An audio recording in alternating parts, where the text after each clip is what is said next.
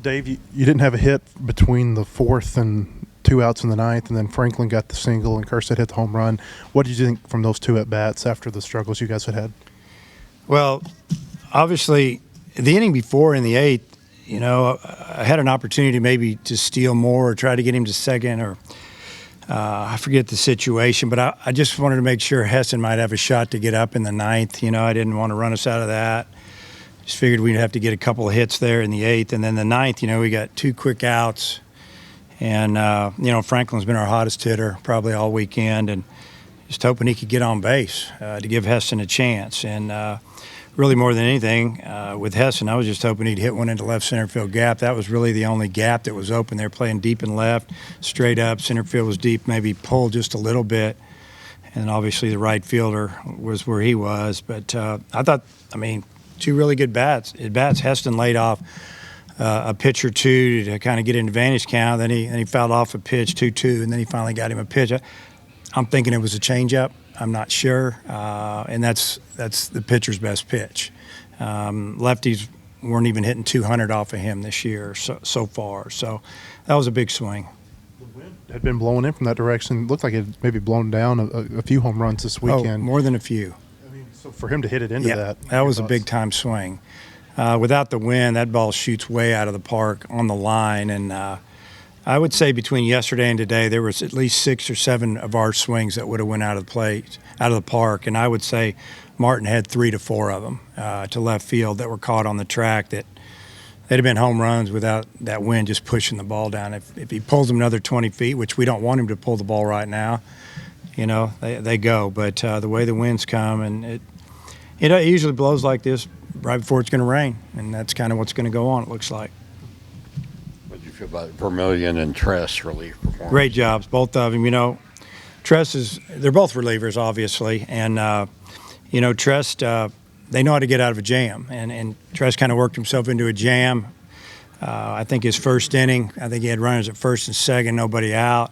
And then he got out of it, and that was big for his confidence, for the team's confidence. And then he came out and gave us 2 really quick innings after that. And then Vermillion, obviously, he faced 10 hitters, I think, and the only hitter that faced him twice was the last hitter there in the top of the ninth, and that's always concerning. It was their cleanup hitter, or 3-hole hitter. So, just glad he got him out, and that was going to be his last inning. How big for him to have a 3-inning? Well, it was big. Both those guys can finish games for us. Like I said yesterday after the game, that we had some of our older guys available for today, and, we didn't mess around too long. Ramage gave up 6 hits in 3 innings, and most of those came in the first and the third, and we just felt like we were living on the edge with him. So, he did get out of the third inning with a nice strikeout on 3 pitches, but to us, we just needed to change it up. We had some guys, we just would rather be early than late, and that's kind of what went on today. Robert Moore had a rough weekend. I think he went 1 for 13 from the plate. What do you think was his issue?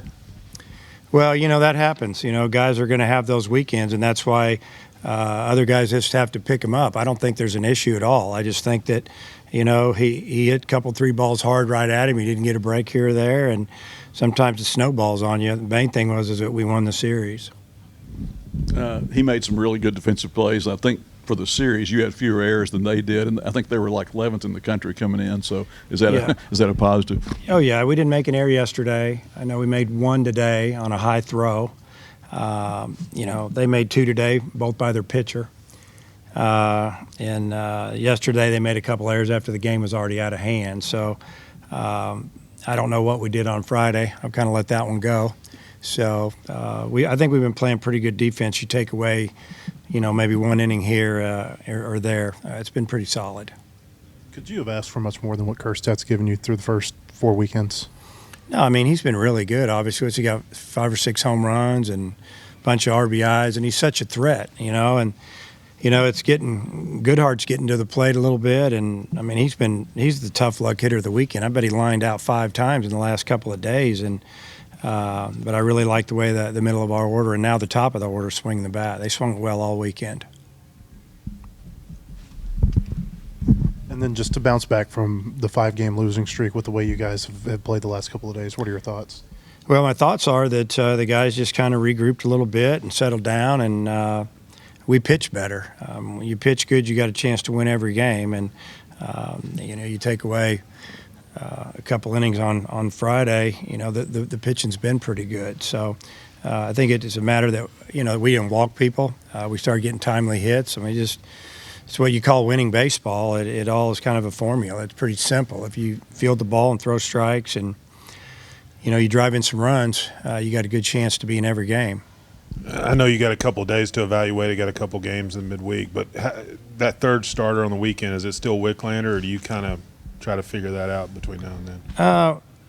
I don't know if it's Ramage either. So I think we got.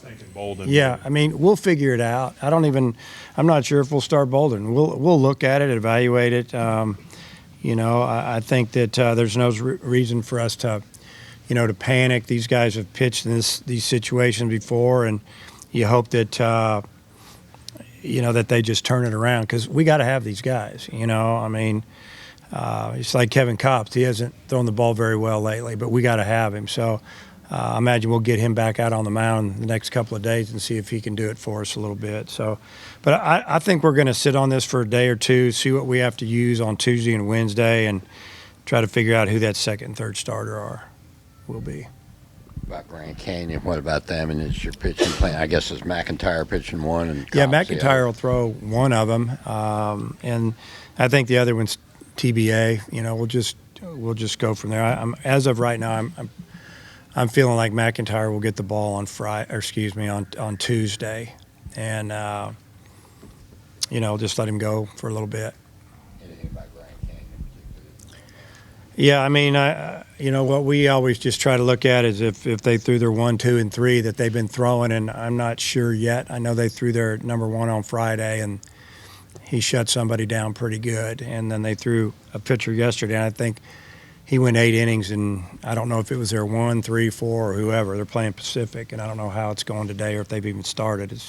But really, it's like I told our team, it doesn't matter who they throw at us. If it's one of their weekend guys, we just have to do what we do, and we got a chance to beat anybody. Anything else, Coach? Thank you. All right.